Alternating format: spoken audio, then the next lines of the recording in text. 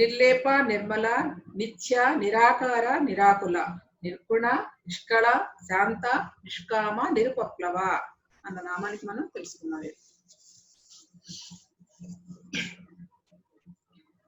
నిర్లేప, నిర్లేప అంటే ఎటువంటి లేపనాలు లేనటువంటిది. లేపనాలు అంటే ఏంటి? ఇక్కడ మనం చెప్పుకున్న కర్మబంధనములు, రాగద్వేషములు అలాంటి బంధములతో కూడి ఉంటే లేపనములు. లేపనం అంటే చూడండి, మనకి రాసుకుంటాం కదా, మనకి మనకి ఫేస్ కావాల్సిన కొన్ని క్రీములు రాస్తూ ఉంటాం, శరీరానికి కావాల్సిన క్రీములు రాస్తూ ఉంటాం. ఇది దీనికి రాసుకుంటాం. అంటే మనకి జిడ్డు పెట్టే పదార్థాలు ఎట్లా ఉంటాయి, కొబ్బరి నూనె కానీ ఆయిల్ కానీ ఏదైనా రాస్తే ఎలాగైతే అది బంధం, అది అంటుకుపోయి ఉంటాయి. అలా అంటుకుపోయే గుణాలే ఈ కర్మబంధాలు. ఈ మనలో మన యొక్క చేష్టలు, మన యొక్క బంధాలు, ఇవన్నీ కూడా. ఇక్కడ పదే పదే పదే పదే నేను ఎప్పుడు మొట్టమొదటి నుంచి మనం చెప్పుకుంటున్నాం, ఇదేంటి కర్మబంధాలని, లేదంటే విషయవాంఛలని, ప్రాపంచిక విషయాలని. అసలు ఏంటి ప్రాపంచిక విషయాలు ఇవన్నీ అంటే మీకు అర్థమయ్యే ఉండొచ్చు. దాన్ని ఒకసారి కొంచెం విశ్లేషణ చేస్తాను. ఎందుకంటే అదే వస్తూనే ఉంది, ఆ పదమే, ఆ పదాలే వస్తున్నాయి. అసలు ఆ కర్మబంధాలు అంటే ఏంటి, ఆ యొక్క ప్రాపంచిక విషయాలు అంటే ఏంటి, వీటి గురించి కొద్దిగా దాన్ని వివరించుకుందాం. చూడండి, మనకి మన భూమి మీదకి మనం వచ్చిందే అలాంటి అనుభూతుల పరంపర కోసం వచ్చాం. ఇప్పుడు మన ప్రతి మానవుడికి ఏవో మనలో ఒక కోరికలు ఉంటూనే ఉంటాయి. మనలో ఏమేమి ఉన్నాయో అన్ని కోరికలు ఉంటాయి. అందుకని మనలో ఏమున్నాయో ఒక సర్కిల్ గీసుకుని దానిలో ఇలా గీతలు గీసేసుకుని ఒక్కొక్క గడిలో మీకున్న మనసులో ఉన్న అయితే ఉన్నాయో, ఏ స్థితిలో అయితే ఉన్నాయో దాన్ని రాసుకుంటూ వెళ్ళాలి. ఫస్ట్ మనకి శరీరం బాగుండాలి, ఆరోగ్యంగా ఉండాలి అనేది ఒకటి. తర్వాత మానసికంగా చక్కగా హ్యాపీగా ఉండాలి అనుకునేది ఇంకొకటి. అలాగే నా వృత్తిపరంగా నేను చాలా బాగుండాలి అనేది ఒకటి. లేదంటే కెరీర్ పరంగా నాకు చాలా నేను ఉన్నత స్థితికి వెళ్ళాలి, నా కెరీర్ డెవలప్ చేసుకోవాలనేది ఒకటి. అలాగే నేను సామాజిక ధర్మంతో అందరినీ కలిసి ఉండాలనేది ఒకటి. అలాగే కుటుంబ వ్యవస్థ, కుటుంబంలో చాలా సన్నిహితంగా అవగాహనతో సర్దుకుపోయే ఆ అవగాహనతో ఆ సంబంధ బాంధవ్యాలను కలుపుకోవాలని ఒక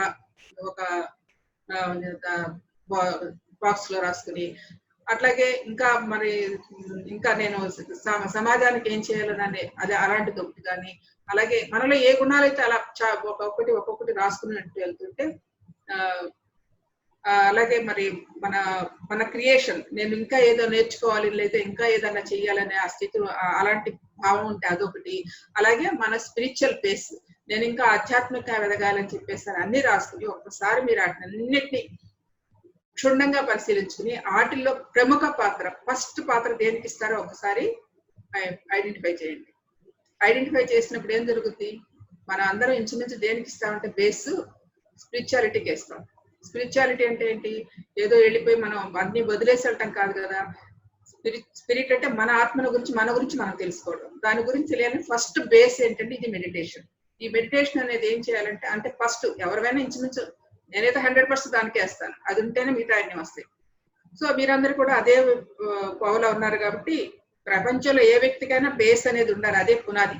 అది ఉంటేనే జీవితం సరిగ్గా ఉంటది, పర్ఫెక్ట్ గా జీవించగలం. అది లేనప్పుడు ఇలాంటి అవకతవకలన్నీ జరిగేది. మన జీవితంలో జరిగే ప్రతి విషయాలకి ఏంటంటే బేస్ అనేది లేదు, మనకు సరైన అవగాహన లేదు, ఉన్నా కానీ దాని ఆచరణలో పెట్టాం. కాబట్టి దీనికి పునాది ఫస్ట్ మెడిటేషన్, ధ్యానము.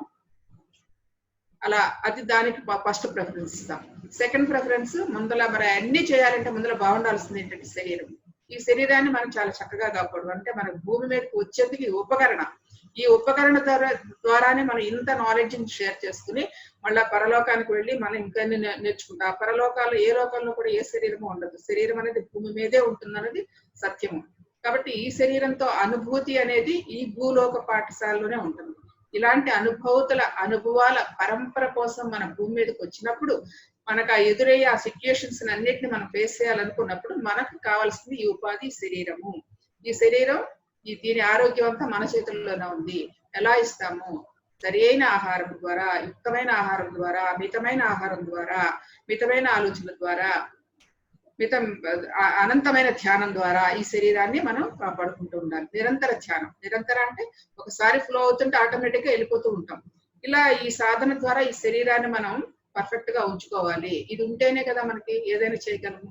కాబట్టి భూమి మీదకి వచ్చినందుకు ముందర శరీర ధర్మం అనేది మీ చేతుల్లోనే ఉంది.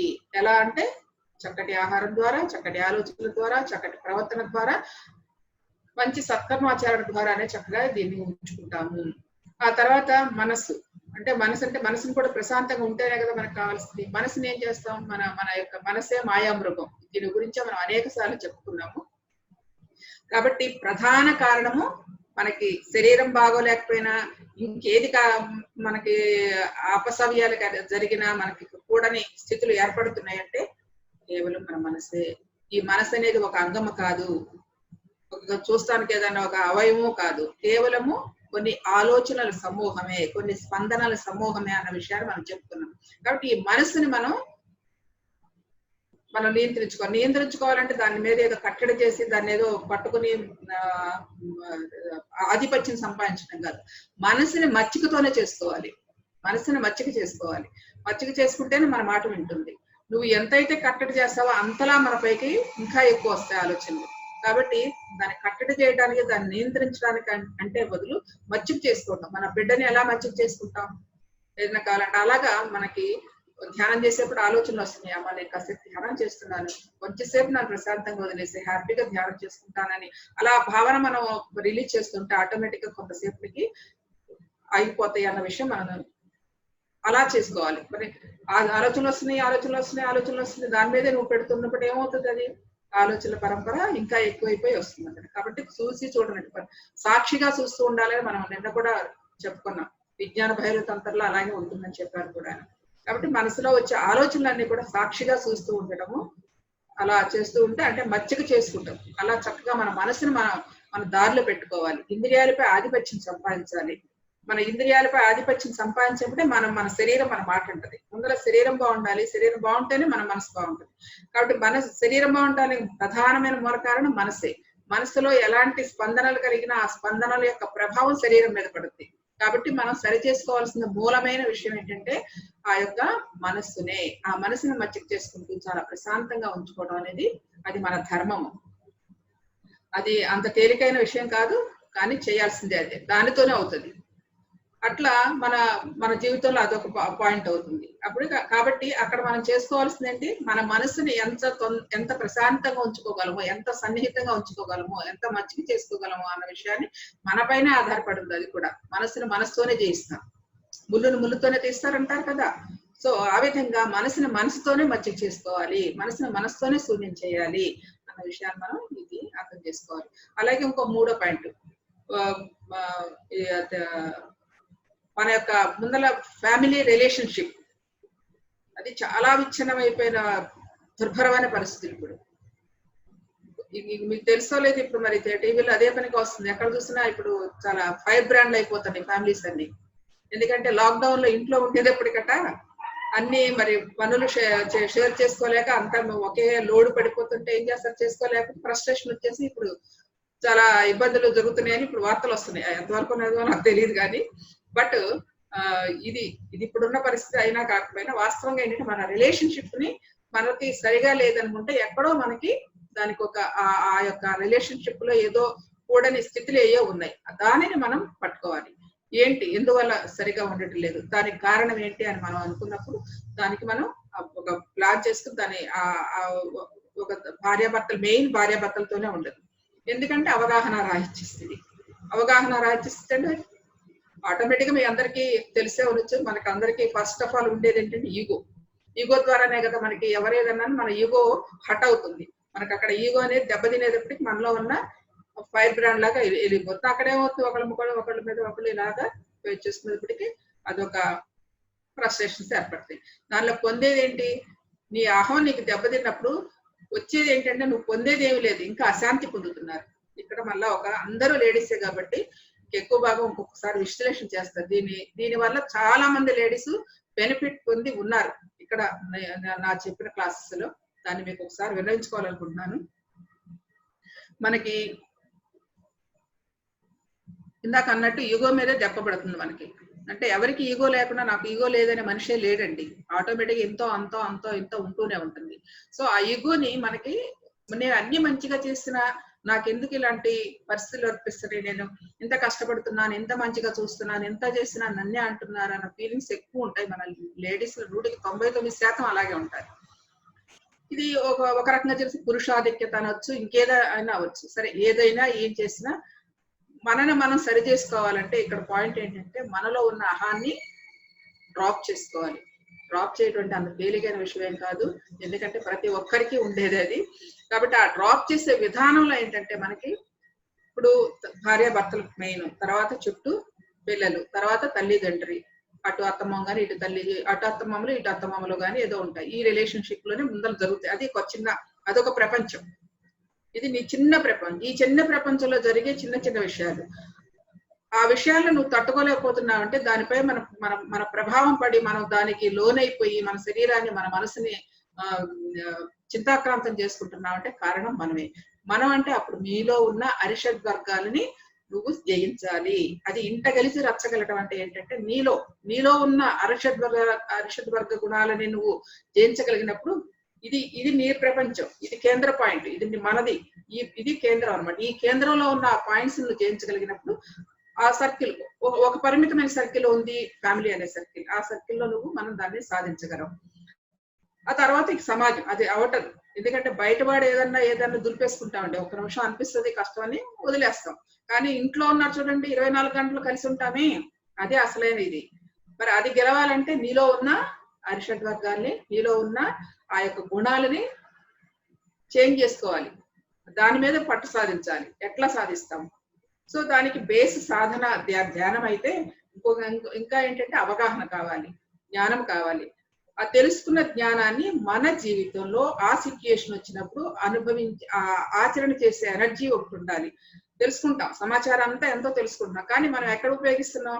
ఆ క్షణం వచ్చేది కోపం తాటాకి మంటలా లేచిపోతూ ఉంటుంది, లేదంటే బాధ వస్తుంది, లేదంటే నిస్సత్వం వస్తుంది, అలా వస్తుంది. అలా వచ్చినప్పుడు మనం గుర్తించాలి. ఫస్ట్ ఆఫ్ ఆల్ గుర్తించడం ఎట్లా అంటే గుర్తించగానే అయిపోతుంది. సరే గుర్తించడం పెద్ద పాయింట్, ప్లస్ పాయింట్. సరే గుర్తించడం, నా కోపం వస్తుంది అన్నప్పుడు ఏం జరుగుతుంది?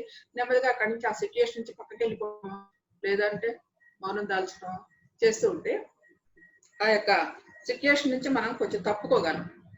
దీనికి అన్నిటికీ బేస్ ఏంటంటే మన అహమే. కాబట్టి మనలో అహం అనేది డెఫినెట్ గా ఉంది, అందులో డౌట్ లేదు, ఆడైనా మగైనా.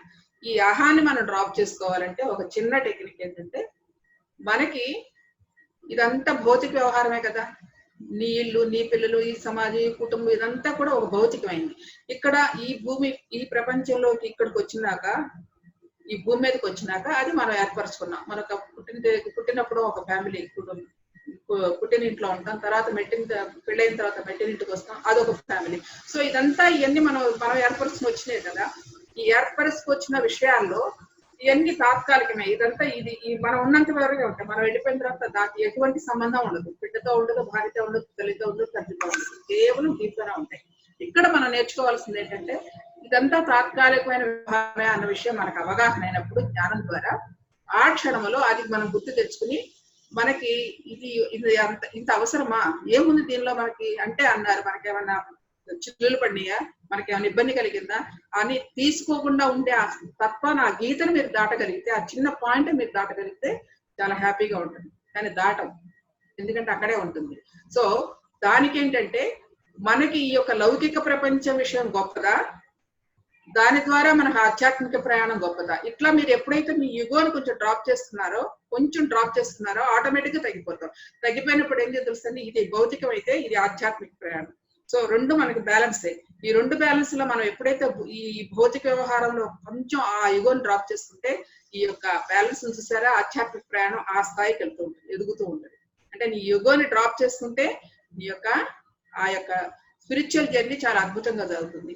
ఇది కావాలా, ఇది కావాలని మనమే తెలుసుకోవచ్చు.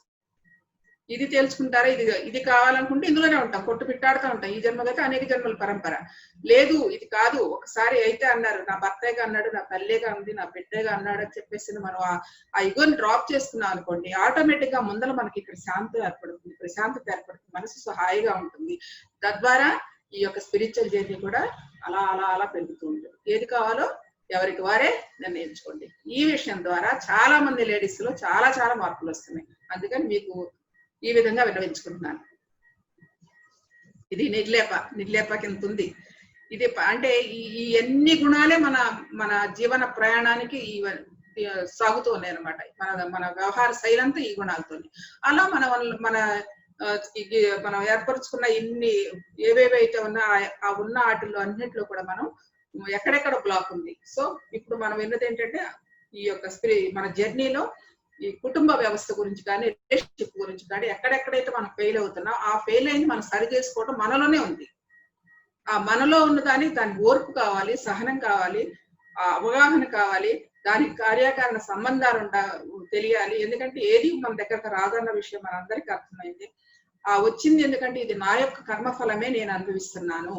గోడ బాలికేసుకోడిది తిరిగి మన దగ్గరికి ఎంత ఎలా వస్తుందో, ఏ విత్తనం అయితే నాటితే ఏ ఫలం అయితే ఎలా వస్తుందో అదే విధంగా మనం చేసుకున్న కర్మలు మాత్రమే మన దగ్గరకు వస్తాయి.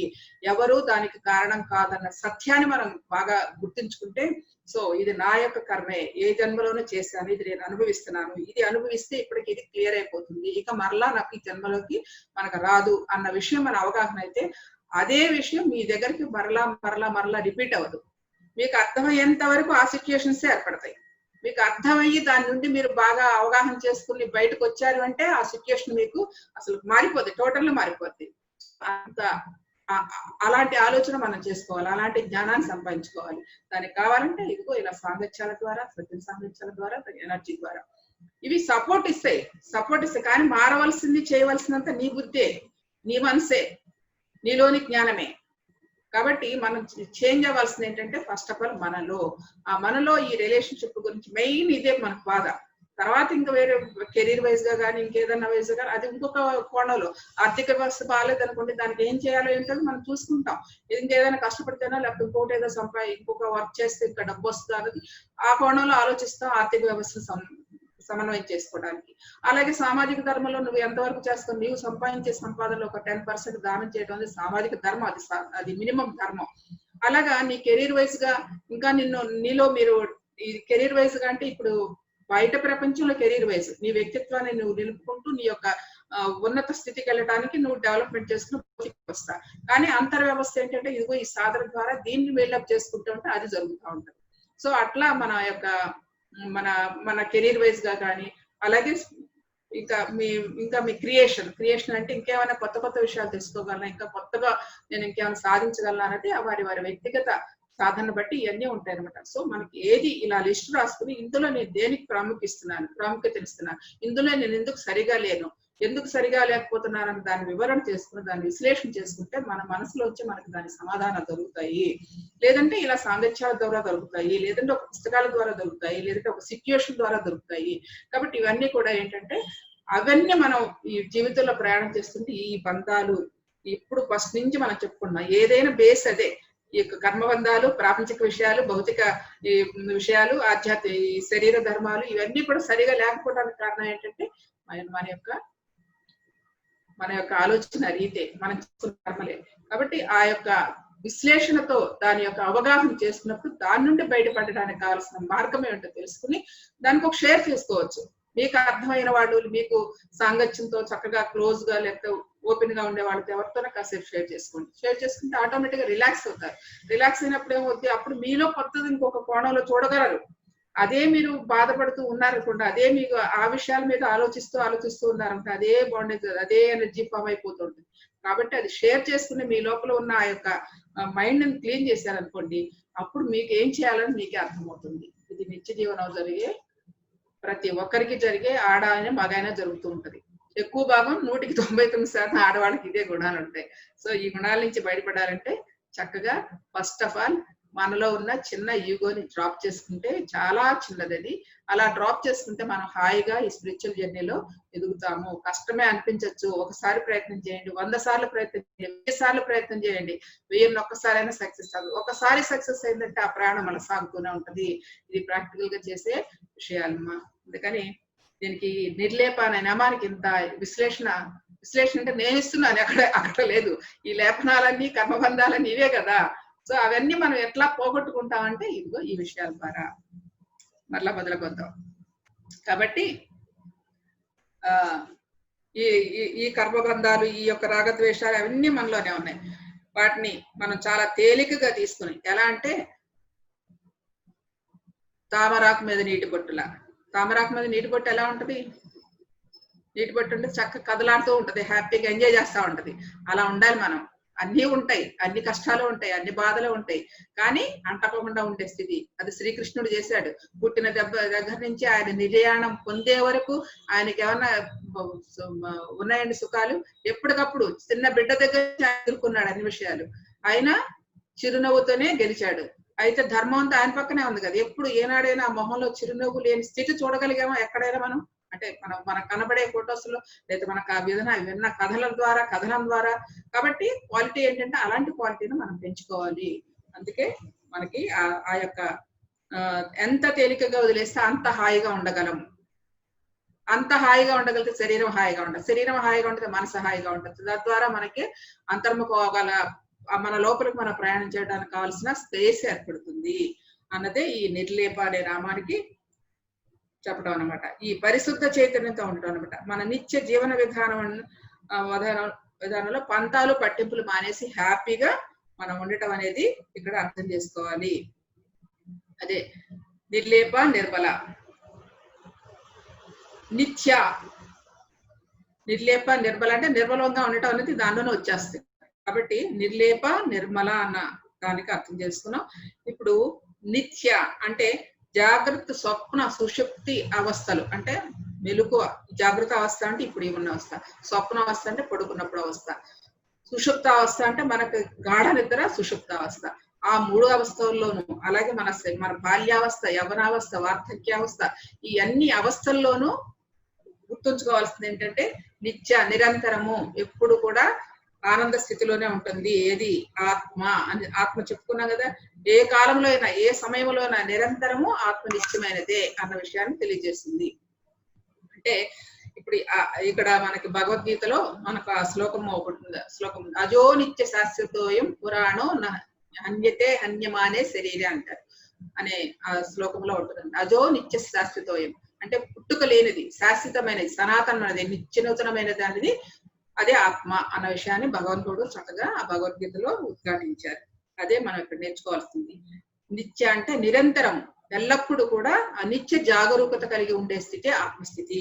అలాంటి స్థితి మనం కూడా పెంపొందించుకోవాలి. అది ఎలా వస్తుందంటే జ్ఞాన సాధన ద్వారా మనం నేర్చుకోవచ్చు. ఇది మౌలికమైన జ్ఞానం అనమాట. అంటే ఆత్మజ్ఞానం మనం ఇది తెలుసుకోవాలి. నిరంతరము ఆ ఎరుకు కలిగి ఉండటం అన్నదే ఈ యొక్క నిత్య అనే పదానికి రామానికి అర్థము. నిరాకార అంటే ఎటువంటి ఆకారము లేనిది. ఆకారాలు లేవు కదండి, ఆకారాలు అనేది లేదు. అందరి సర్వజీవులలోను సకల చరాచర బ్రహ్మాండం అంతా కూడా వ్యాపించే ఉన్నది. ఎలాగా? శరీరాల్లోనూ అన్ని జీవాల్లోనూ అంతర్యామిగా చైతన్యంతో ఉన్నదే. అందరిలో అంతటా ఎలాంటి భావాలు, ఎలాంటి ఆకారాలు లేకుండా ఉన్నదే. దానికి ఎగ్జాంపుల్ ఏంటి చూడండి. మట్టి కుండ మట్టికి ఆకారం ఉందా? ముద్దలా ఉంటది. ఆ మట్టినే మనం ఏదో చేస్తే కుండో తపాడో లేకపోతే ఒక ఫ్లవర్ వాజు చేస్తే దానికి ఆకారం వస్తుంది. అలా ఆకారం అనేది వీటికి ఉన్నాయి, భౌతిక పదార్థాలకు ఉన్నాయి, కానీ ఆత్మకి ఎటువంటి ఆకారము లేనటువంటిది. అలాగే నిరాకుల అంటే వ్యాకులత లేకుండా ఉండటం. ఎటువంటి వ్యాకులత అంటే మనసు చింతన పొందటం, అనేక స్ట్రెస్ ఫీల్ అవుతా ఉంటారు. అలాంటి వ్యాకులతలు లేకుండా ఉండటం. ఎటువంటి పరిస్థితుల్లోనైనా చెక్కు చెదరకుండా ఆత్మస్థితిలో ఉండటమే నిరాకుల. మరి అలాంటి స్థితి రావాలంటే ఇందాక మనం చెప్పుకున్నవన్నీ ప్రాక్టీస్ చేస్తూ ఉంటే ఎలాంటి స్థితిలో స్థితప్రజ్ఞత కలగటం అంటే కృష్ణుడికి ఎలా కలిగిందో అలాంటి స్థితి కలుగుతుంది. అది సాధన ద్వారా డెఫినెట్ గా మనం పొందగలము. ఇది అందరూ చేసేది. ఎందుకు రాదు? అందరు చేస్తున్నాడు, మనకే వస్తుంది కదా.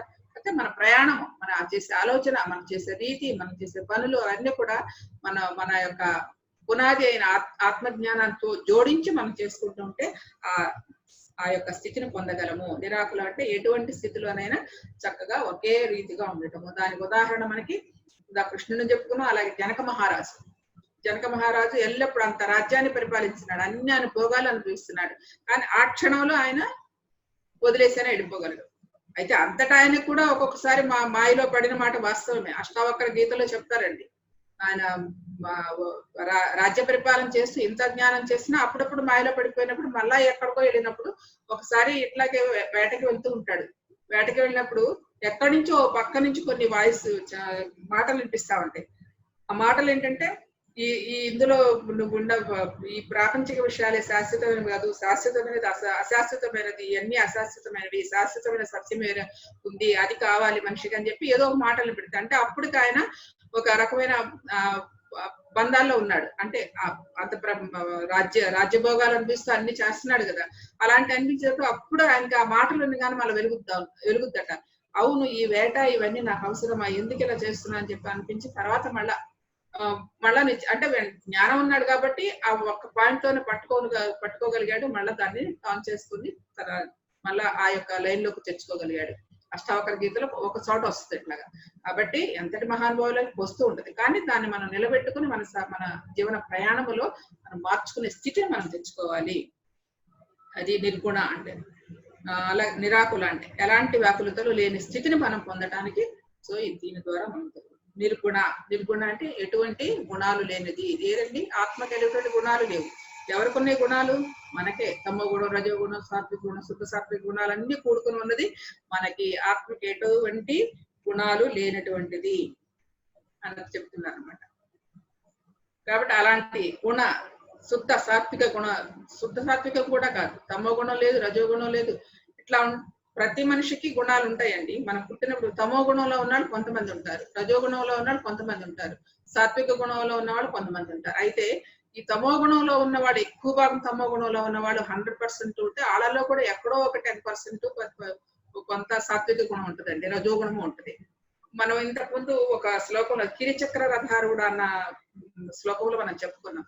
మనిషి ఎంత పశు ప్రవృత్తి కలిగిన వాడైనా వాడిలో ఎక్కడో ఒక దివ్య జ్ఞానం అనే ఒక వెలుగు ఉంది అన్న విషయాన్ని తన ఎలాంటి నికృష్టుడైనా, ఎలాంటి పశు ప్రవృత్తి కలిగిన వాడైనా వాడిలో కూడా ఒక దివ్యత్వం అనేది ఉంది. ఆ దివ్యత్వాన్ని తట్టి లేపితే వాళ్ళలో ఉన్న పశుత్వం పోతుంది అన్న విషయం ఆ యొక్క నామంలో చెప్తున్నాం. అట్లా ఈ తమో గుణంలో వాడిలో ఉన్నప్పుడు ఎక్కడో కొంత సాత్విక, కొంత రజోగుణం ఉంటుంది. కొన్ని జన్మల తర్వాత ఆ తమో గుణం పోయి కొన్ని రజోగుణానికి వస్తాడు. రజోగుణంలో కొంత % తమో గుణం ఉండి, రజోగుణం ఎక్కువగా ఉండి కొంత సాత్విక గుణం ఉంటుంది. మరలా అలా కొన్ని జన్మల తర్వాత కొంత జన్మలు పరిపక్వత చెందుతున్న కొద్ది కూడా సాత్విక గుణంలోకి అడుగుపెట్టినప్పుడు సాత్విక గుణంలో ఎక్కువ భాగం అంటే 80% సాత్విక గుణాలున్నా 10% తమో గుణం ఉంటుంది, 10% రజోగుణం ఉంటుంది ఆ సాత్విక గుణంలో. అంటే గుణాల్లో మనం ఎప్పుడైతే గుణాన్ని ఎక్కువగా పెంపొందించుకున్నా ఆ గుణంలో పాటు ఈ రెండు కూడా కొంత పాళ్ళు ఉంటాయి. అంటే అప్పుడప్పుడు అవసరమైతే కోపం వస్తుంది, అప్పుడప్పుడు పిచ్చిగా మనం ప్రవర్తిస్తా అంటే అవి కూడా ఉంటాయి. సో ఇలా సాత్విక గుణంలో కొన్నాళ్ళ తర్వాత శుద్ధ సాత్వికతకి వెళ్తాం. శుద్ధ సాత్వికతకి వెళ్ళిన తర్వాత నిర్గుణత్వానికి వస్తుంది. అది ఇంకో స్టెప్. ఈ 3 గుణాలు తమో గుణం, రజో గుణం, సాత్విక గుణంలో అన్ని పాళ్ళు ఉంటాయి. ఎవరు ఎందులో ఉంటే అవి తక్కువగా ఉంటాయి. తమో గుణంలో ఉన్నవాడికి రజోగుణము, సత్వగుణము 10% ఉండొచ్చు. తర్వాత కొన్ని జన్మల తర్వాత ఆడు తమో గుణంలో దాటిపోయి రజోగుణంలోకి అడుగు పెట్టినప్పుడు తమో గుణం ఉంటది, సాత్విక గుణం ఉంటది. అది ఒక 10% ఉండొచ్చు. అలాగే ఇంకా కొన్ని జన్మలు సాగిన తర్వాత సాత్విక గుణంలోకి వచ్చేటప్పటికి 80% సాత్విక గుణం ఉన్నా మిగతా 10% రజోగుణము, తమో గుణం కూడా ఉంటాయి. అలా సాత్విక గుణంలో మనం సాధన చేయగా శుద్ధ సాత్వికతకి వెళ్తాం. ఇట్లా ప్రతిది మనలోనే. అయితే ఆత్మకి ఎలాంటి గుణాలు లేని స్థితి ఎలా ఉందో అలాంటి గుణారహిత స్థితి, నిర్గుణ స్థితికి రావాలనే ఈ నిర్గుణ అనే నామానికి అర్థము. నిష్కళ అంటే ఆత్మకు బుద్ధి క్షేములు లేవు. అంటే పెరగటం, తరగటం, వాటికి ఏదో చంద్రుడికి ఉన్న క్షీణపక్షం, కృష్ణపక్షం అనే చంద్రుడికి ఉంటాయి కదా, అలాగా ఈ ఆత్మకు ఎలాంటి క్షేములు లేనటువంటిది, కళలు లేనటువంటిది. నిష్కళ అంటే కళలు ఎవరికి ఉన్నాయి? చంద్రుడికి ఉన్నాయి. కృష్ణపక్షంలో బాగా శుక్లపక్షంలో బాగా వృద్ధి చెందుతాడు, కృష్ణపక్షంలో నెమ్మదిగా చదువుతూ ఉంటాడు. అలాంటి గుణాలు ఏమీ లేనటువంటిది, అలాంటి కళలు లేనటువంటిది ఆత్మ. నిరంతరము స్వచ్ఛమైనదే అన్నది ఈ నామం చెప్తుంది. అంటే ఆత్మ ఒకప్పుడు ఉండేది, మరొకప్పుడు లేనిది ఏం లేదు. ఇందాక చెప్పుకున్నాం అజోనిత్య శాశ్వతోయమని. అది ఆత్మకు పుట్టుక లేదు, శాశ్వతమైనది, నిత్యమైనది, నూతనమైనది, సనూతనమైనది, సనాతనమైనది అని చెప్పుకున్నామే. అది ఇక్కడ ఎల్లప్పుడూ ఉండేదే అని చెప్తుంది ఈ నిష్కళ అనే నామము. అది ఒకసారి అంటే ఏదో సుఖ దుఃఖాలు గాని, వెలుగు చీకట్లు గాని, తేజము తేజోహీనము గాని ఎలాంటి స్థితులు లేనటువంటిది ఆ యొక్క నిష్కళ అనే నామముకు ఆత్మ లాంటిదని చెప్తున్నారు అనమాట. సో మనం కూడా ఆ స్థితికి ఎదగాలి. అంటే ఒకసారి బాగుంటాం, ఒకసారి హాయిగా నీరసం వచ్చేస్తుంది, లేదా ఏదో మనసు బాగాలేదు అనుకుంటాం. ఒక్కొక్కసారి మనలో మొహం అంతా పాలిపోయి ఉంటుంది, ఒక్కొక్కసారి తేజవంతంగా ఉంటది. ఇవన్నీ మనలో గుణాలు. మన యొక్క ఎందుకు వస్తుందంటే మన యొక్క ఆలోచనల మనసులో కలిగే ఆలోచనల ప్రభావమే మనలో ఫేస్ ఇస్ ద ఇండెక్స్ అనేది చెప్తారు కదా. నీ మొహం చూస్తే నేను నీ గురించి చెప్పేయచ్చు అని. కాబట్టి ఇక్కడ ఏదైతే ఉందో అక్కడ వస్తుంది, అక్కడ ఏదైతే ఉందో ఇక్కడ మాట్లాడతాం. కాబట్టి ఇవన్నీ ఏంటంటే అలా ప్రస్ఫుటిస్తాయి. అలాంటి స్థితులు లేని బ్యాలెన్స్ స్థితి రావాలన్నదే ఈ నిష్కళ అనే నామం చెప్తుంది. శాంత అంటే అనుకూల పరిస్థితుల్లోనైనా, ప్రతికూల పరిస్థితుల్లోనైనా, ప్రమాద పరిస్థితుల్లోనైనా, ప్రమోద పరిస్థితుల్లోనైనా, సుఖ దుఃఖాల్లో అయినా, జయాపజయాల్లో అయినా, మాన అవమానాల్లోనైనా, కలిమిలేముల్లోనైనా సరే మొదలైన అంటే ఎలాంటి స్థితిలో అయినా కూడా ఏ విధమైన ఉద్రేకం లేకుండా, భయం లేకుండా, తొట్టుపాటు లేకుండా నిశ్చల స్థితిలో ఉండడాన్ని శాంత స్థితి అని అన్నారు. శాంత స్థితి అన్నారు.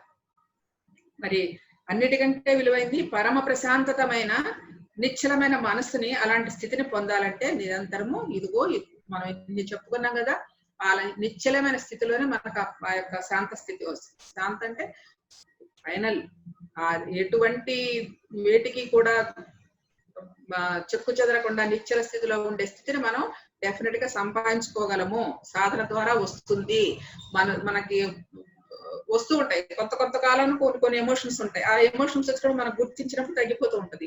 అలాగే మళ్ళీ ఒక స్టెప్ అయిపోతుంది. మళ్ళా ఏం చేస్తుంది, మన ఫస్ట్ మాటలు జరుగుతాయి. ఏదన్నా ఒక వాగ్వాదం, ఒక ఘర్షణ జరిగినప్పుడు మీరు మాట్లాడి వాళ్ళు మాట్లాడే ఏమవుతుంది, ఒక ఘర్షణ అవుతుంది, ఒక వాక్కుల ద్వారా.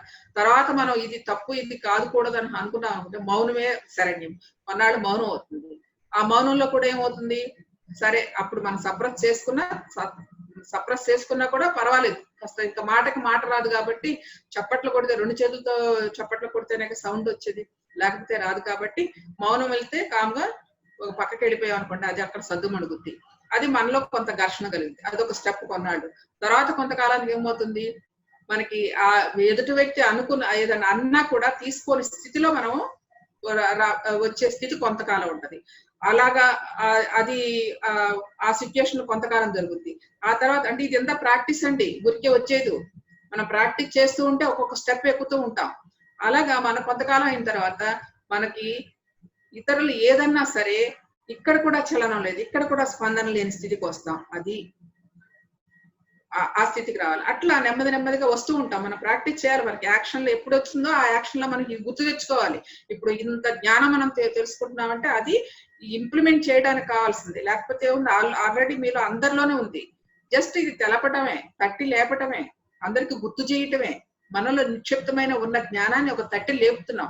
ఆ సిచ్యుయేషన్స్ వచ్చినప్పుడు ఈ యొక్క తెలుసుకున్న జ్ఞానాన్ని ఇంప్లిమెంట్ చేయడానికి కావాల్సిన సమాచారం మాత్రమే. చేయవలసిందల్లా మీరే, ఎవరికి వారే.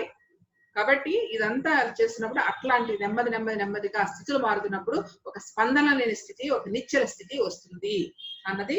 అలాంటి స్థితి వచ్చినప్పుడే మనం పరమ నిశ్చలంగా, పరమశాంతంగా ఉండగలము అన్న విషయాన్ని ఈ యొక్క శాంత అనే నామం చెబుతుంది. ఇది డెఫినెట్ గా మనం సాధించగలము. సాధన ద్వారా తప్పకుండా వస్తుంది. నిష్కామ, కోరికల్ని జయించే వరకు మనకు శాంతి లేదు. నిష్కామ అంటే కోరికలు, కామ అంటే కోరికలు. కోరికలు అంటే మనకి చెప్పాలంటే వేదము నుండి మా బుద్ధుడి వరకు మూల కారణం కోరికలే. మనిషికి బాధ ఎందుకు కలుగుతుందంటే కోరికే మూల కారణం.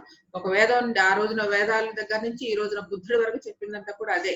మనిషికి కోరికలు ఉండటం సమంజసమే. ఎలాంటి కోరికలు ఉండాలి, అవి అవసరాలు తీరడానికి మాత్రమే, అత్యాస పనికిరాదు. అందుకే మనం ఋషులు ఏం చెప్పారు, కామ అర్థ ధర్మాలు అని చెప్పారు. మన జీవించడానికి ధర్మార్థ కామాలు అని చెప్పారు కదా. మనిషి జీవించడానికి కావాల్సిన ఒక ప్రిన్సిపల్స్ పెట్టారు, సిద్ధాంతాలు పెట్టారు. ఆ సిద్ధాంతాలకు లోబడి ఎప్పుడైతే జీవిస్తూ ఉన్నావో నువ్వు, తద్వారా అలా ఎప్పుడైతే జీవిస్తావో ప్రకృతికి అనుగుణంగా జీవిస్తావు, శాస్త్రాలకు అనుగుణంగా జీవిస్తావు, శాస్త్ర నిబద్ధతతో జీవిస్తావు. అప్పుడు నీవు కూడా బాగుంటావు అన్న విషయానికి చెప్పారన్నమాట. ఈ పురుషార్థాలే మనకు ఏర్పాటు చేశారు.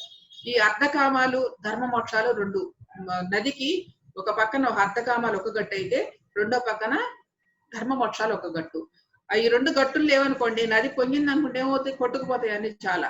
కాబట్టి ఎప్పుడు కూడా బ్యాలెన్స్ ఉండాలి. అర్ధకామాలు ఒక పక్కన ఉంటే ధర్మ మోక్షాలు ఒక పక్కన ఉంటాయి. కాబట్టి ఈ రెండు బ్యాలెన్స్ గా వెళ్ళాలి అన్న విషయాన్ని తెలియజేస్తుంది.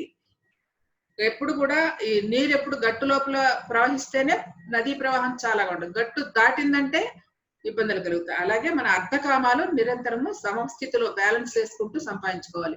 దానికి మూలము అర్థకామాలు సరైన రీతిలో సంపాదించడం ధర్మ మోక్షాలు. నిన్ను ఆ ధర్మ మోక్షాలు అనేది బ్యాలెన్స్ చేస్తుంది. నువ్వు చేసే కర్మలు బట్టి, నువ్వు చేసే పనులు బట్టి ధర్మం బ్యాలెన్స్ చేస్తుంది అనమాట. కాబట్టి మనం ఎంతవరకు అవసరమో, ఎంతవరకు చేయగలము అంతవరకు, ఎంతవరకు మనకి కావాలో అంతవరకు సంపాదించుకోవడం తప్పు లేదు. అంతకంటే మించి సంపాదించుతారు ఏం చేస్తారండి? ఏం చేస్తున్నామండి ఇప్పుడు? ఎవడు పట్టుకెళ్తున్నాడండి? అందరికి తెలుసు. తెలిసినా కూడా దానిలోనే పడిపోతాం. అదే మాయ. కాబట్టి మనిషి జీవించడానికి చాలా హాయిగా ఉన్నంత వరకు హ్యాపీగా జీవించవచ్చు. సరైన కోరికలు తీర్చుకోవచ్చు, అన్ని కోరికలు తీర్చుకోవచ్చు మనకు ఉన్నంతలో. కాబట్టి అత్యాస పనికిరాదు. కూడగట్టి కూడగట్టి కూడగట్టి మళ్ళా మళ్ళా మళ్ళా మళ్ళా ఎన్నో 10 తరాలకు సంపాదించాల్సిన అవసరం లేదన్న విషయమే తెలియజేస్తుంది. కాబట్టి అది బ్యాలెన్స్, మన పురుషార్థాలను బ్యాలెన్స్ చేసుకోవాలని ఈ నిష్కామ అనే నామం చెప్తుంది. కాబట్టి నిరుపప్లవ. నిరుపప్లవ అంటే ఎలాంటి ఉపద్రవాలు లేకుండా ఉండటం. పప్లవ అంటే ఉపద్రవాలు లేకుండా ఉండే స్థితి మనం సంపాదించుకోవాలి. అన్ని ఎక్కువైతే ఇదిగో ఎక్కువైన కొద్దీ ఇలాగే ఉంటాయి, అన్ని ఉపద్రవాలే. ఇదంతా ఇప్పుడు ఉపద్రవాలే. ఏంటంటే మనిషి తనను తాను కోల్పోయి ఏదో కావాలి పరుగులు పరుగులు పరుగులు పరుగులు పెట్టి ఏం చేస్తున్నా మనకు తెలియని స్థితిలో పడిపోయి ప్రకృతికి చేయవలసిన అన్యాయం అంతా చేశాం. కాబట్టి ఇప్పుడు ఆవిడ ఆ యొక్క ప్రకృతి, ఆ యొక్క మాత తను కూడా బాధపడుతుంది కదండి. ఎవరికై ఎప్పుడైనా అంతే. మన ఇంట్లో పిల్లాడు చెప్పిన మాట వినకపోతేనే మనకి ఎంత కోపం వస్తుంది. మరి ఇంత ప్రపంచాన్ని, ఇంత సమస్త సర్వానికి ఈశ్వరి అయిన ఆ యొక్క తల్లికి ఉండదా? అప్పుడప్పుడు పిల్లల్ని కాస్తంత జడిపించాలి, అప్పుడప్పుడు భయం పెట్టాలి. అందుకే ఇవన్నీను. కాబట్టి మళ్ళీ అప్పుడు సరైన దారిలోకి వస్తారు, అప్పుడు సరైన లైన్ లో పడతారు బిడ్డలు అన్న పాయింటే ఇక్కడ. కాబట్టి ఇదనమాట నిరుపప్లవ. అలాంటి ఉపద్రవాలు లేకుండా ఉండే స్థితిని మనం సంపాదించాలి. కాబట్టి మనిషిలో ఉన్న మనకి 24 తత్వాలు ఉన్నాయి. 24 తత్వాలు అంటే పంచభూతాలు, పంచ తన్మాత్రలు, ఇంద్రియాలు, అంతరింద్రియాలు, ఇవన్నీ కలిపి 24 తత్వాలు. 24 తత్వాలకి మంచి చెడు లేకపోతే తక్కువ ఉండటం, ఎక్కువ ఉండటం అనే ఉంటాయి. కానీ ఒకే ఒక్క 25వ తత్వం ఉందండి. ఆ 25వ తత్వమే భగవత్ తత్వం. ఆ భగవత్ తత్వానికి ఎటువంటి ఉపద్రవాలు ఉండవు, ఎటువంటి కోరికలు ఉండవు. ఎప్పుడూ నిశ్చల స్థితిలోనే ఉంటది. ఎప్పుడు నిత్యమైందే, ఎప్పుడు పవిత్రమైందే, ఎప్పుడు తేజవంతమైందే. అలాంటి ఆ తేజవంతమైన ఆ యొక్క మన ఆత్మ భగవతత్వాన్ని మనం నిరంతరము నిలుపుకోవాలి మనలో. ఇవన్నీ కూడా మనలో ఉన్న ఈ పంచభూతాలు అప్పుడప్పుడు వస్తూ ఉంటాయి, పోతూ ఉంటాయి. మనలో ఉన్న పంచ తన్మాత్రలు అప్పుడప్పుడు తక్కువ ఉంటాయి, ఎక్కువ ఉంటాయి. మనలో ఇంద్రియాలు ఒక్కోసారి పనిచేస్తాడు, ఒక్కోసారి పని మనకి నిర్లిప్తంగా ఉంటాయి. సో ఇవన్నీ ద్వంద్వాలతో కూడి ఆటుపోటులతో ఉంటాయి. కానీ ఎటువంటి తత్వం లేని స్థితి ఒక స్థితి, అదే భగవత్ తత్వ స్థితి. సో ఆ భగవత్ తత్వ స్థితిని మనలో నిక్షిప్తం చేసుకోవాలి, నిరంతరం అనుసంధానం అయి ఉండాలి ఆ భగవత్ తత్వంతో. ఎలా అంటే అంతర్ముఖమై గోయింగ్ టు డీపర్, నీ లోపలికి ప్రయాణం చేస్తూ ఉంటే నీ ఆత్మతో అనుసంధానం అవుతా ఉన్నది మహానుభావులందరూ చెప్తున్నారు. కాబట్టి ఆ వెళ్ళడానికి మనం చేసే మార్గమే ఇదంతా కూడాను అన్న విషయాన్ని ఈ యొక్క నిరుపప్లవ అనే నామం తెలియజేస్తుంది. ఓకే. నిర్లేప, నిర్మల, నిత్య, నిరాకార, నిరాకుల, నిర్గుణ, నిష్కళ, శాంత, నిష్కామ, నిరుపప్లవ అనే నామానికి ఈరోజు అర్థం తెలుసుకున్నాం. నేను ధ్యానం గురించి చెప్తాను, చక్కగా విని చక్కగా మీరు ధ్యానంలోకి ప్రయాణం చేయండి. ధ్యానం అంటే మనకి ఈ యొక్క స్త్రీ పురుష లింగభేదం లేదండి, పిల్లలు అనేది కూడా లేదు. చిన్నవాళ్ళ దగ్గర నుంచి పెద్దవాళ్ళ వరకు కూడా చాలా చక్కగా ధ్యానాన్ని అభ్యసించవచ్చు. ఎవరి వయసుతో అన్ని నిమిషాలు కూర్చోవడమే ముఖ్యమైనది. కాబట్టి మిత్రులారా, కూర్చునే విధానం ఎలా అంటే మనకి కూర్చోగలిగిన వాళ్ళు చక్కగా బాచి పెట్టేసి కూర్చోవచ్చు, లేని పక్షంలో కుర్చీలో కూర్చోవచ్చు. సౌకర్యవంతమైన భంగిమను తీసుకొని, అంటే సౌకర్యవంతమైన ఆసనాన్ని తీసుకొని చక్కగా ప్రశాంతంగా కూర్చోవాలి. కుర్చీలో కూర్చున్న వాళ్ళు కాళ్ళు క్రాస్ చేసుకుని, వేళ్లలో వేలు పెట్టుకుని, ప్రశాంతంగా కళ్ళు మూసుకుని మన యొక్క నాసికలో జరిగే శ్వాస నిశ్వాసాలను గమనిస్తూ ఉండటమే మనం చేయవలసిందల్లా. శ్వాసను లాగటము, లోపల ఉంచటము, బయటికి వదలటము అలాంటి ఏ ప్రక్రియ లేకుండా నిరంతరము మనలో ఎలా జరుగుతూ ఉన్నదో ఆ యొక్క శ్వాసను గమనిస్తూ ఉండటమే మనం చేయవలసిందల్లా. ఇదే అతి సహజమైన అతి సరళమైన రాజయోగ ప్రక్రియ. కేవలం శ్వాసపై ధ్యాసే మిత్రులారా. శ్వాస గమనింపే ధ్యాన సాధన. జస్ట్ అబ్జర్వ్ యువర్ బ్రెత్ అన్నారు. కేవలం మనలో జరిగే శ్వాస నిశ్వాసాలను గమనిస్తూ ఉండటమే చేయవలసిందల్లా. మనసులో పరి విధాల ఆలోచనలు వస్తూ ఉంటే ఆ ఆలోచనలు కట్ చేస్తూ ఆ యొక్క మనసును శ్వాసపై ఉంచుతూ ఉండటమే మనం చేయవలసిన ప్రాథమిక ప్రక్రియ. మనసులో పరి విధాల ఆలోచనలు వస్తూ ఉంటే అవి కట్ చేస్తూ ఆ యొక్క మనసును శ్వాసపై ఉంచుతూ ఉండండి. క్రమక్రమంగా మన యొక్క శ్వాస చిన్నదవుతూ భూమధ్యములో స్థితమవుతుంది. చక్కటి ఆలోచనారహిత స్థితి కలిగి అద్భుతమైన ప్రశాంత స్థితి ఏర్పడుతుంది. యోగ చిత్త వృత్తి నిరోధ అన్నారు పతంజలి మహర్షి. యోగమనగా చిత్తములోని వృత్తులన్నీ రహితమవటమే, మనోశూన్యమవటమే, మనసు ఆలోచనారహిత స్థితి సంభవించటమే. ఆ యొక్క మనోశూన్యమైనప్పుడు ఆ విశ్వమయ ప్రాణశక్తి మనలోనికి ప్రవేశించి మన బ్రహ్మరంధ్రముల ద్వారా మనలోనికి ఆవాహన చెంది ఆ ప్రాణశక్తి మన 72,000 నాడుల గుండా ప్రయాణం చేస్తూ ఆ నాడుల్లో ఉన్న మాలిన్యములను, బ్లాక్స్ని ఏవైతే ఉన్నాయో అవన్నీ శుభ్రపరుస్తూ చక్కగా నాడీ మండలాన్ని శుద్ధి చేస్తుంది. నాడీ మండల శుద్ధి ద్వారా సంపూర్ణ ఆరోగ్యం వస్తుంది, మానసిక ప్రశాంతత లభిస్తుంది. మిత్రులారా, కేవలం శ్వాసపై ధ్యాసయే, శ్వాస గమనింపే ధ్యాన సాధన. నా మాటలు మీకు ఎటువంటి అభ్యంతరాలను కలిగించవు. కేవలం మీ శ్వాసతో మీరు కలిసి ఉండండి. శ్వాసపై ధ్యాస ఉంచండి మిత్రులారా. శ్వాస గమనింపే ధ్యాన సాధన. మానవునికి నిత్య జీవితంలో కావలసింది శారీరక ఆరోగ్యము, మానసిక ప్రశాంతత, ఆత్మవిశ్వాసము, ఏకాగ్రత, ఆత్మజ్ఞానము, ఆత్మవిద్య మొదలైనవి. మరి ప్రతిరోజు హాయిగా ఆనందంగా గడపాలి. ప్రతిరోజు మరుసటి రోజుకి గట్టి పునాది అవ్వాలి. అలా అయినప్పుడు మొత్తం జీవితానికి అందం, ఆనందం. అప్పుడే జీవితానికి సార్థకత, పరమార్థకత. అయితే ఆ ఆనందం, ఆరోగ్యం అనేవి తనలోనే ఉన్నాయని, అది తన సహజ స్థితి అని తెలియక మానవుడు వాటి కోసం బయట వెతుకుతున్నాడు. అజ్ఞానపు పొరలో తనలో ఉన్న చైతన్యాన్ని అంటే ఆత్మను అన్వేషించడం, ఆత్మను ఆ యొక్క అజ్ఞానపు పొరలు కప్పివేయటం వల్ల అసలైన ఆనందాన్ని గ్రహించలేకపోతున్నాడు. మేఘాలు తొలగిపోగానే సూర్యుడిని ఎలా ప్రకాశిస్తూ ఉంటాడో సూర్యుడు, అదేవిధంగా మనకి బుద్ధికి కమ్మిన పొరలను తొలగించుకొని జీవితాన్ని అద్భుతమయం చేసుకునే మార్గమే ధ్యానము. శ్రీ లలితా సహస్రనామములో కూడా అమ్మ చెప్పినది ధ్యానమే గమ్యమని. అంతర్ముఖ సమారాధ్య అని, బహిర్ముఖ సుదుర్లభ అని చెప్పారు. అంటే అంతర్ముఖం అవటమే ధ్యానము, మనలోనికి మనం ప్రయాణం చేయటమే ధ్యానము. దానికి సాధన ఈ యొక్క శ్వాసపై ధ్యాస ఉంచి శ్వాసతో అనుసంధానమై మనలోనికి మనం ప్రయాణం చేస్తాం మిత్రులారా. అదే అంతర్ముఖ ప్రయాణము. మరి మనల్ని మనం ఉద్ధరించుకోవాలంటే ఉద్ధరేదాత్మానాత్మానమవసాదయేత్ ఆత్మైవహాత్మనో బంధు ఆత్మైవహాత్మనో రిపురాత్మన అని భగవద్గీతలో చక్కగా భగవానుడు మనకు చెప్పారు. అంటే ఉద్ధరేదాత్మానాత్మానం, నిన్ను నీవు ఉద్ధరించుకోవాల్సింది ఎవరికి వారే ఉద్ధరించుకోవాలి, ఇంకొకరు చేత ఉద్ధరింపబడదు. ఉద్ధరేదాత్మానాత్మానం, మన ఆత్మను మనమే ఉద్ధరింప చేసుకునే ప్రక్రియే ఈ యొక్క శ్వాస మీద ధ్యాస, శ్వాసపై ధ్యాస. శ్వాస గమనింపే ధ్యాన సాధన మిత్రులారా. శ్వాస గమనింపే ధ్యాన సాధన మిత్రులారా. చక్కగా మన యొక్క శ్వాసను గమనిస్తూ ఉండాలి. మనసులో విధాల ఆలోచనలు వస్తూ ఉంటాయి, కట్ చేస్తూ ఆ యొక్క మనసుని శ్వాసపై ఉంచుతూ ఉండటమే చేయవలసిందల్లా. క్రమక్రమంగా మన యొక్క శ్వాస చిన్నదవుతూ భూమధ్యములో స్థితమవుతుంది. ఆ యొక్క చిత్తవృత్తులన్నీ ఆగినప్పుడు ఆ విశ్వమయ ప్రాణశక్తి మనలోనికి ఆవాహన చెంది తద్వారా సంపూర్ణ నాడీమండల శుద్ధి జరిగి చక్కటి శారీరక ఆరోగ్యాన్ని, మానసిక ప్రశాంతతను, తద్వారా అనేక ఆధ్యాత్మిక అనుభూతుల పరంపరను మనం సొంతం చేసుకుంటాం మిత్రులారా.